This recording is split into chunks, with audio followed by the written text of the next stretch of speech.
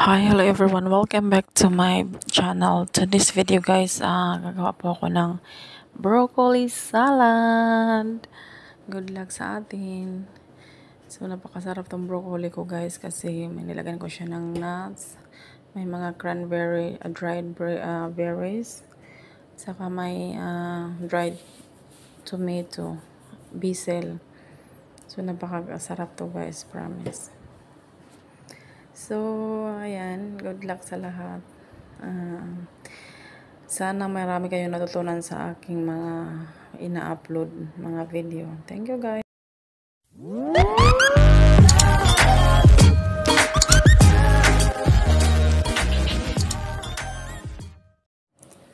So, ayan po. Ayun ang kinat kong cranberry, dried berries. At ito po yung dried tomato. So, cashew, lemon, basil, at saka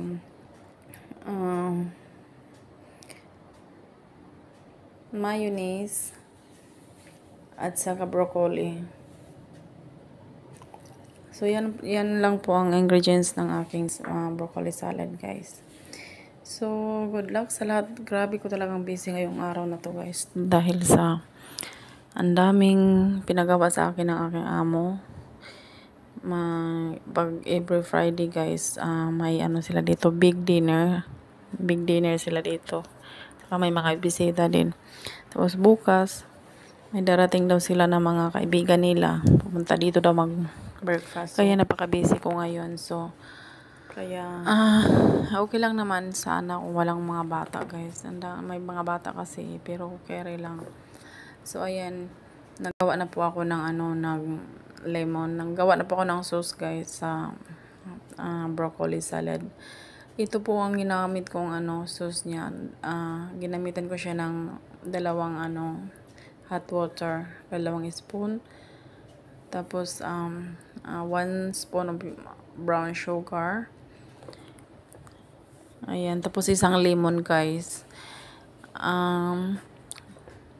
Ayan. Tapos 2 spoon mayonnaise. Kailangan ka magkuha ng another kutsara, guys. So, grabe talaga. Ang daming dito hugasin. Kasi every time na magkuha ka, guys, separate talaga ng kutsara kasi masisira eh. So, kailangan talaga mag-ingat sa mga ginagamit para hindi masisira yung pagkain. So, ngayon punong-puno yung rep namin kasi ang daming nilagay na pagkain kasi nga bukas may darating na namin, kaibigan nila. So, ayan, nilagay ko na yung lemon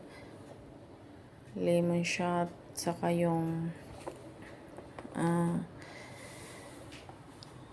salt, tapos black pepper. Ayan, konting lang, guys, kayo na lang magtsansa sa salt nya.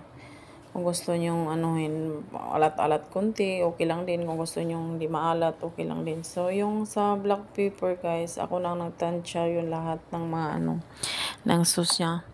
Talagang inaantok na ako, promise, kasi nga Diyos ko, anong oras ako gising kanina. Tapos ngayon ang late na naman, mag alas 12, alauna na yata ako makatulog kasi hindi pa ako tapos ng hugas. So, ayan, okay lang, carry lang yan. So, ayan, gimix ko. Katapos yan, ready na yan ready na yan eh. So, ayan, guys, ito po yung ilalagay ko ng mga ingredients sa salad, broccoli salad. Nuts, cashew, at saka yan. So, good luck sa aking salad. Mostly bukas, guys, ang kakainin namin puro salad. May cabbage salad, may ito salad, may tuna salad. At saka yung amo ko, magagawa din siya ng tomato salad daw. Tinulungan niya ako kasi sobrang pagod na ako. Saka ang dami kong ginagawa niluto ngayon. So, ayan, broccoli. Fresh yan, ha? Hindi yan binoil. Fresh na fresh talaga yung broccoli na yan. So, yan ang gagawin nyo. Cranberry. Kung wala kayong cranberry sa atin, gamitin nyo yung raisin. Mayroon naman mga raisin dyan. Pwede na yun. Nagawa kaya ako nito sa anong pag-uwi ko sa Pinas.